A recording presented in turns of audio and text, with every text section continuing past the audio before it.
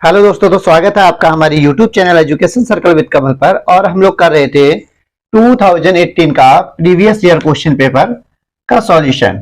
तो class 10th UK board का हम लोग उत्तराखंड बोर्ड का सिलेबस कंप्लीट कर रहे थे, जो प्रीवियस ईयर का क्वेश्चन पेपर 2018 का सेट था, जिनमें कुल क्वेश्चन हमने 1 to 22 यानी 1 से लेके 22 तक के क्वेश्चन कर लिए हैं। आज हम नेक्स्ट क्वेश्चन करेंगे, question number 23। And previous part जितने भी हैं उसका लिंक मैं इसके डिस्क्रिप्शन में डाल दूंगा, वहां जाके आप विजिट कर सकते हैं, सारी वीडियोस देख सकते हैं। तो चलिए टाइम वेस्ट ना करते हुए शुरू करते हैं हम क्वेश्चन नंबर 23। वीडियो शुरू करने से पहले अगर आप हमारे चैनल में नए हैं तो प्लीज चैनल को सब्सक्राइब कर ले एंड बेल आइकन दबाना ना भूलें, जिससे हमारी हर वीडियो की नोटिफिकेशन आपको मिलती रहेगी। क्वेश्चन दे रखा है एबीसीडी एक समलंब त्रिभुज है, चतुर्भुज है। एबीसीडी एक समलंब चतुर्भुज है जिसमें एबी पैरेलल है डीसी के, यानी एबी वाली जो भुजा है वो डीसी के क्या है, पैरेलल है। पैरेलल का अर्थ क्या होता है, समांतर। यानी जब दो रेखाएं आगे बढ़ाई जाती हैं तो आपस में जब कहीं प्रतिच्छेद नहीं करेंगी, यानी एक दूसरे को नहीं काटेंगी, तो ऐसी दो रेखाओं को क्या बोलते हैं हम लोग, समांतर रेखाएं। यानी इसको भी अगर आगे बढ़ाया जाए और इसको भी आगे बढ़ाया जाए तो ये कभी भी एक दूसरे को आगे चलकर नहीं काटेंगी, प्रतिच्छेद ही नहीं करेंगी। तो इस प्रकार से दे रखा है कि एबी और डीसी क्या है, दो समांतर रेखाएं। सिद्ध करना है हमको कि AO अपॉन BO। तो सबसे पहले क्वेश्चन को करने से पहले हमारी टेंडेंसी, हमारी अंडरस्टैंडिंग ये रहनी चाहिए क्वेश्चन के प्रति कि क्वेश्चन में कहा क्या है, AO बट्टे BO। तो ये कहां और कौन से त्रिभुज में बनना है पहले हम लोग देख लेते हैं। आकृति में AO बट्टे BO यानी OB BO एक ही बात है। CO बट्टे DO, CO बट्टे DO यानी ये भुजा इस भुजा के बराबर हो, ये भुजा इस भुजा के बराबर हो, इन्होंने ऐसा सिद्ध करने के लिए कहा है। तो चलिए सबसे पहले तो लिख लेते हैं हम लोग। दिया है इन क्वेश्चनों को जो करने का जो तरीका है, सबसे पहले गिवन बाय लिख लेते हैं हम लोग कि दिया क्या है। जो क्वेश्चन में दे रखा है वही लिख लेते हैं कि ABCD एक समलंब चतुर्भुज है जहां, या उपपत्ति में हम लोग लिखेंगे, उपपत्ति में AB पैरेलल टू DC, यानी AB वाली जो इसकी भुजा है वो DC के क्या है, समांतर है। तो हम लोगों ने ये मान लिया। अब हमें यहाँ पे एक रचना करनी होगी। यहाँ हमें एक पॉइंट या तो इस साइड में कोई मानना होगा, या इधर नहीं मानते हैं तो दूसरी साइड में भी हम यहाँ एक पॉइंट मान के इसको हल कर सकते हैं। तो अब हम लोग इस साइड को मान लेते हैं। सपोज करो यहाँ हमने E पॉइंट रख लिया, तो यहाँ एक रचना हमें करनी पड़ेगी, कंस्ट्रक्शन हम लोगों को करना पड़ेगा। रचना हम क्या करते हैं, ये लिखेंगे यहाँ पे भुजा AD में एक मध्य बिंदु, यानी मध्य बिंदु डाल रखा है। ये वाली जो AD और B ये वाला जो त्रिभुज है, इस त्रिभुज के मध्य से, माने A और D के भुजा के मध्य से एक बिंदु डाला, मध्य बिंदु E लिया, जिसे O से जोड़ दिया गया है। यानी हम लोगों ने रचना लिया, यहां से हम लोगों ने मध्य बिंदु डाला और इसको क्या है, धीरे धीरे आगे लेके O से काट दिया। तो यहाँ पे आप एक चीज देख रहे होगे, EO एक भुजा बन गई, किसके पैरेलल है, EO पैरेलल किसके है, AB के।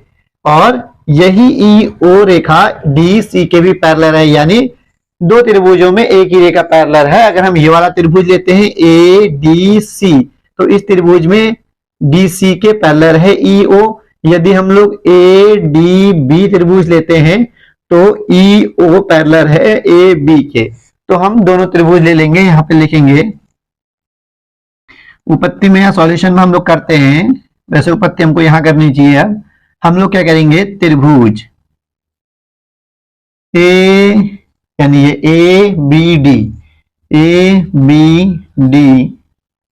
में जहां EO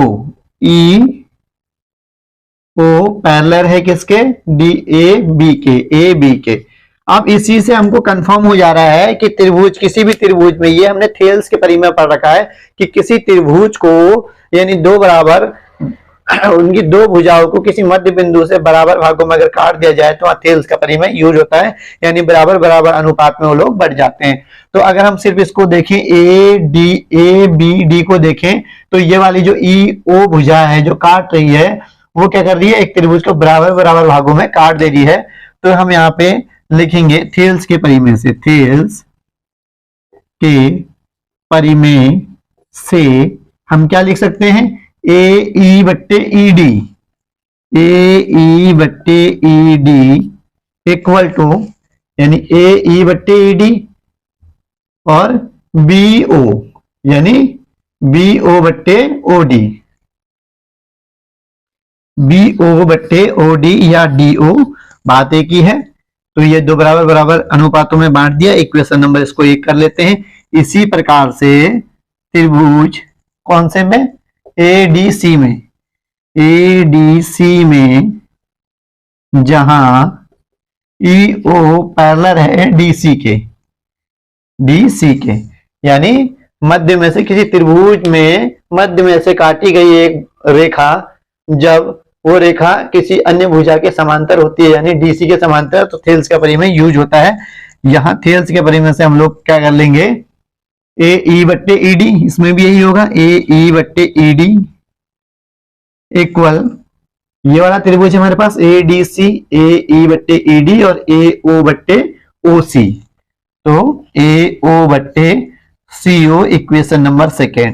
अब equation number first and second से, equation number first and second से हम लोग क्या कर लेंगे, देखो ई ए ई बट्टे ई डी, ए ई बट्टे ई डी ये सेम सेम है, यानी इसकी वैल्यू ये है, इसकी वैल्यू ये है, और ये दोनों सेम है, तो क्या होगा, इसकी वैल्यू बराबर होगी। तो इन दोनों को, जब ये दोनों इक्वल हैं तो ये दोनों भी क्या होंगे, इक्वल होंगे। तो हम लोग इन लोगों को इक्वल रख सकते हैं, यानी ए ओ बट्टे C O equal to B O बट्टे डी ओ। तो देखिए ये वाला टर्म हमारा बन जा रहा है। ये टर्म कैसे बनेगा, ए ओ बट्टे बी ओ, तो बी ओ को हम लोग क्या कर लेंगे, बट्टे में ले आएंगे, क्रॉस मल्टीप्लाई यदि करेंगे तो A O multiply D O equal to B O multiply C O. अब हमें ए ओ के बट्टे में बी ओ लेके आना है, तो ए ओ यही रहने दो, मल्टीप्लाई में यहाँ आके बट्टे में बी ओ आ जाएगा, इक्वल टू वहां क्या है सी ओ, तो वहां सी ओ बच गया, और यहाँ डी ओ है तो यहाँ बट्टे में चला जाएगा, वहां गुणा में है, तो ये देखिए प्रूफ हो गया। 23 पूरा कंप्लीट हो गया है, बहुत इजी है। हम लोगों को एक रचना कर लेनी है, रचना के द्वारा जिसमें इसका पैरेललिटी देखनी है कि ये किस रेखा के संग पैरेलल बन रहा है। अगर इस रेखा, ये दोनों रेखा के संग पैरेलल बन रहा है तो देखेंगे इसमें कौन सा त्रिभुज बन रहा है, और दूसरी रेखा के संग किसके संग पैरेलल बन रहा है, दूसरा त्रिभुज कौन सा बन रहा है। उन दोनों त्रिभुजों में हम लोग थेल्स का परिमेय लगा देंगे। थेल्स का परिमेय लगाने के बाद दोनों अनुपात इक्वल होते हैं, समीकरण नंबर 1 और 2 से ये प्रूफ हो जाएगा। तो चलिए नेक्स्ट क्वेश्चन करते हैं। नंबर 25 है, जिसमें एक आकृति बना रखी है, और आकृति क्या संकेंद्री वृत्तों में दे रखी है। संकेंद्री वृत्त के अंदर एक त्रिज्यखंड इन्होंने काटा हुआ है जिसका थीटा 40 डिग्री है। इंकित भाग का क्षेत्रफल ज्ञात कीजिए। तो सिंपल सा है, ऐसे क्वेश्चन भाई क्वेश्चन करने से पहले सबसे पहले हम लोग समझ लेते हैं ऊपरी ऊपर क्वेश्चन को। उन्होंने क्या बोल रखा है, छायांकित भाग का क्षेत्रफल निकालना है, और जितना छायांकित कर रखा है ऐसी कोई भी आकृति नहीं होती है जिसका क्षेत्रफल बना हुआ हो। यानी ये जो जितने क्षेत्र में ये जो क्षेत्रफल है, ये जो आकृति है इतने का, स्पेशली अलग से कोई फार्मूला ना होने की वजह से हम लोग क्या करते हैं, इसको निकालते हैं। यानी एक बड़ी आकृति में से छोटी आकृति को घटाएंगे तब जाके निकलता है। यानी स्पेशली अगर इसके लिए अलग से फार्मूला होता तो इसी का हम सेपरेट फार्मूला लगाते और आंसर निकाल देते। तो सेपरेट फार्मूला ना होने की वजह से अब हम लोग क्या करेंगे कि देखेंगे कौन सी आकृति के अंदर है। तो छायांकित भाग का क्षेत्रफल निकालना है। दो संकेंद्री वृत्त है। संकेंद्री वृत्तों का मतलब यह होता है कि दो वृत्तों का एक ही केंद्र हो, यानी छोटे वृत्त का भी यही केंद्र है और बड़े वृत्त का भी यही केंद्र है। तो यहां से यहां तक बड़े छोटे वृत्त का केंद्र है, जिसकी त्रिज्या कितनी है, R1 मान लेते हैं, दे रखी है, देखिए 7 सेंटीमीटर है, 7 सेंटीमीटर। और बड़े वाले की इस साइड मान लेते हैं, यानी यहां से लेके यहां तक है, तो कितनी है ये 14 सेंटीमीटर दे रखी है। थीटा जो एंगल बन रहा है वो 40 डिग्री का बन रहा है। एंगल AOC 40 डिग्री दे रखा है, एंगल AOC यानी O, एंगल O 40 डिग्री हमें ज्ञात करना है ये। तो सबसे पहले हम लोग भी शॉर्टकट निकालेंगे। देखिए 6 अंकित, यहां लिखेंगे 6 अंकित भाग का क्षेत्रफल। शॉर्ट में कराऊंगा मैं, कायदे से हमें लिखना चाहिए था कि बड़े वृत्त की त्रिज्या इतनी है, छोटे वृत्त की त्रिज्या इतनी है, तो मैंने सब यही दिखा दिया। तो हम लोग डायरेक्ट करते हैं 6 अंकित भाग का क्षेत्रफल बराबर, ये जो त्रिज्यखंड AOC है तो यहां लिखेंगे बड़े त्रिज्यखंड का क्षेत्रफल माइनस छोटे त्रिज्यखंड का क्षेत्रफल। बड़े त्रिज्यखंड में कौन सा आ रहा है, ये आ जा रहा है पूरा, यानी बड़े त्रिज्यखंड का जब हमने क्षेत्रफल निकाल लिया है तो पूरे का आ गया। इसमें जरूरत किसकी नहीं है हमको, इसकी नहीं है, इसकी, ये वाले की। ये क्या है, छोटा त्रिज्यखंड है, तो इसलिए हमने बड़े वाले का त्रिज्यखंड का क्षेत्रफल निकाल कर उसको माइनस कर दिया उसमें से छोटे त्रिज्यखंड का क्षेत्रफल, तो जो शेष बचेगा वो 6 अंकित भाग बच जाएगा। बड़े त्रिज्यखंड का जो क्षेत्रफल होता है θ/360 पाई आर स्क्वायर। अब इसके लिए भी त्रिज्यखंड है तो यही लगेगा θ/360 पाई आर स्क्वायर, सिंपल सी बात है। लेकिन इनकी त्रिज्याएं अलग अलग होने की वजह से हमने छोटे वाले को क्या मान रखा, R1, तो ये R1, बड़े वाले को, ये बड़े त्रिज्यखंड है, बड़े त्रिज्यखंड की त्रिज्या R2 मान ली है तो R2। इसमें से कॉमन क्या आ रहा है, देखिए इतना पूरा कॉमन आ रहा है, यानी θ/360 पाई R2 का स्क्वायर माइनस R1 का स्क्वायर अंदर बचेगा, ये दोनों कॉमन आ जाएंगे। थीटा की वैल्यू कितनी है यहाँ पे देखिए 40 डिग्री है तो 40 डिग्री रख देंगे अपॉन 360। आई की वैल्यू 22/7 है। R2 की वैल्यू, R2 कितना है 14 का स्क्वायर माइनस R1 7 का स्क्वायर।